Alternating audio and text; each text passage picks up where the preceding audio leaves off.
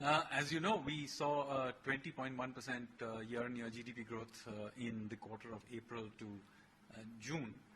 Now, of course, it's a very strong number, but no doubt it is based on a lower base, and there's a base effect because obviously in that same period in 2020 we were under lockdown. However, I would like to point out that the April to June period in 2021 also saw the second wave. So it wasn't like this was a particularly easy period. There were partial lockdowns in many parts of the country also in this year.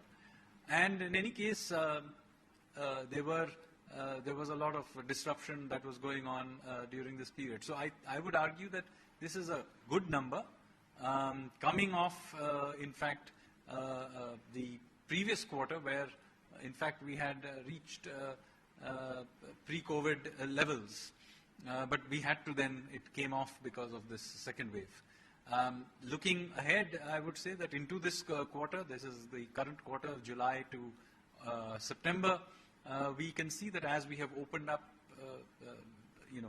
most of the economy, except for a few handful that are still under some restrictions, we are seeing demand coming back quite strongly. We can see that not only domestic demand, but exports are doing particularly well. We have seen 45% year-on-year growth in August in merchandise exports. I'm told services exports are doing quite well as well.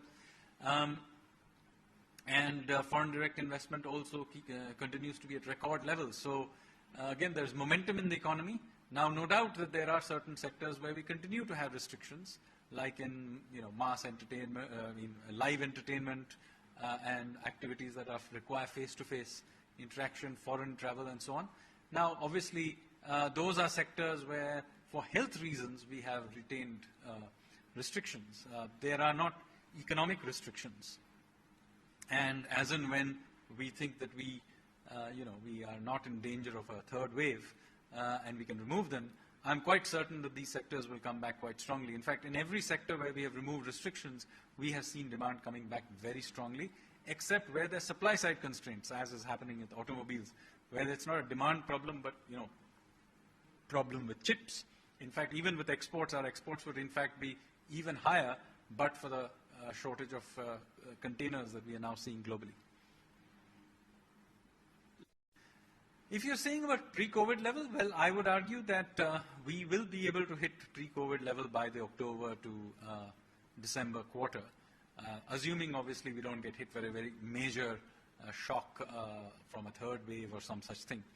And I think if there is no major shock, then we are on stream for having double-digit growth, not just this year, but even in next year, because there's a lot of momentum in ABP Sanjha, Josh Jazba, Junoo.